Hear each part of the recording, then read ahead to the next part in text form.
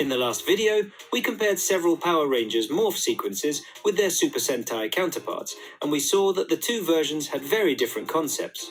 Today, we're still talking about morph sequences, but this time we'll focus on a list of Power Rangers morph scenes that share the exact same ideas as their Super Sentai versions. Not only are they similar, but in some seasons, Power Rangers actually used the original Super Sentai footage instead of remaking it. This happened mainly because of the morpher itself and the concepts which are still very relevant in Power Rangers. So, let's jump right into the list.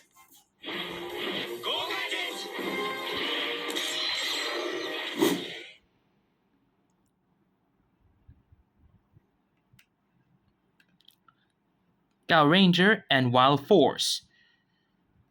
They're similar in concept or visuals. The morphing sequence in Power Rangers Wild Force actually uses original Gao Ranger footage. The only major edits were made to key parts, especially the Rangers' faces. Essentially, the faces were replaced with new ones for each Wild Force Ranger. The morph starts with the morpher transforming into a humanoid shape. The Rangers then appear already wearing their suits, and the final part shows the helmets forming based on each Ranger's animal theme. The same approach was used for Merrick, the Lunar Wolf Ranger, following the same concept and using the same edited sections. This is a side-by-side comparison of each morphing scene.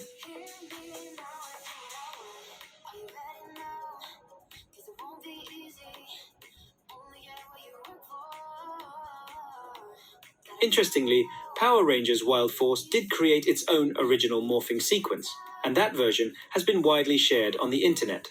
Sadly, it was only used once, in the finale, the end of the Power Rangers Part 1.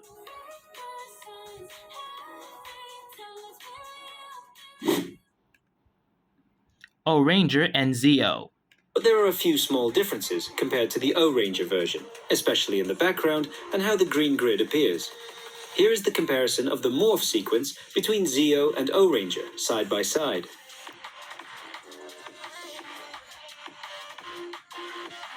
What's interesting is that this same morph concept was also used for Jason as the Gold Ranger, which is quite different from his Super Sentai counterpart, the King Ranger. Fun fact, the original King Ranger morph footage was actually used for Trey of Triforia, the first Gold Ranger, in his early debut episodes before Jason took over.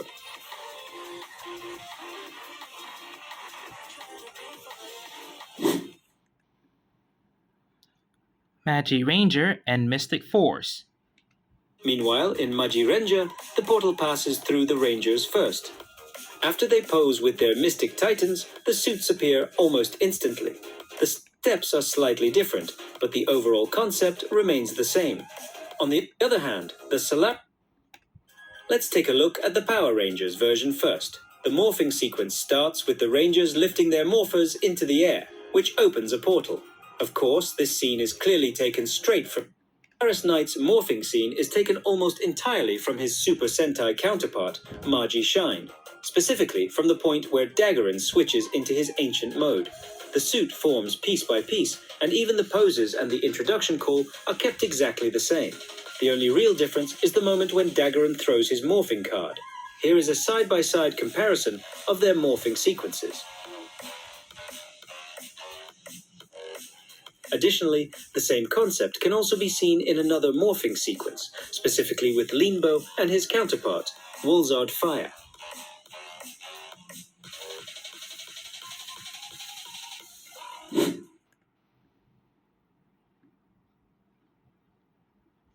Mega Ranger and In Space. Original Mega Ranger footage.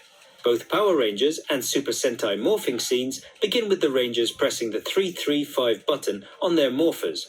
After that, the suits form very quickly, with various stats popping up on the screen.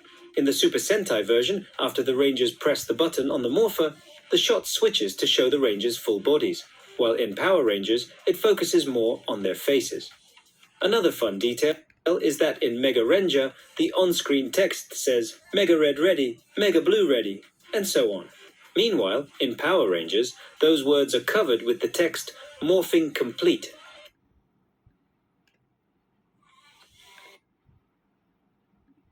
Basically uses the exact same morphing sequence as its Japanese counterpart, If you look closely, you can still tell that the original Mega Ranger text isn't fully hidden, with parts of it still peeking out on the sides.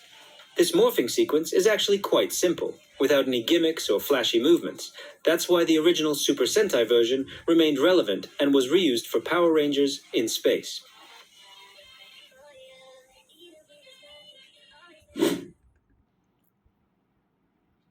Kyuger and Dino Charge.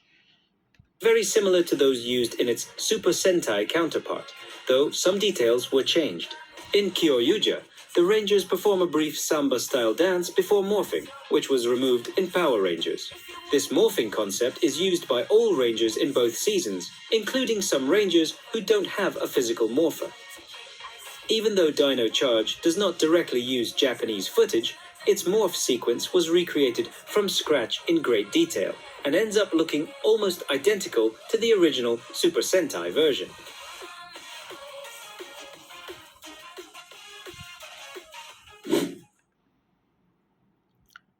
Gokaiger and Super Mega Force. Let's take a look at the Super Sentai version first. To start the transformation, the Rangers spin their Ranger keys and a series of numbers appear from the morpher. Those numbers are X, X, X, and V. These are actually Roman numerals for 35, which was a nod to Super Sentai's 35th anniversary. After that, the numbers fly into the Rangers' bodies one by one to form their suits. A similar idea was used in Super Megaforce, but with a few changes. For example, the numbers themselves.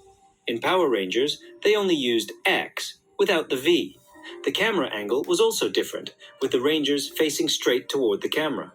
What's interesting is that Power Rangers Super Megaforce still used the original Gokaiger footage when the Rangers transformed into legendary Ranger modes like SPD, RPM, Wild Force, and others, instead of recreating those transformation scenes. Of course, one of the reasons they did this was to reduce production costs.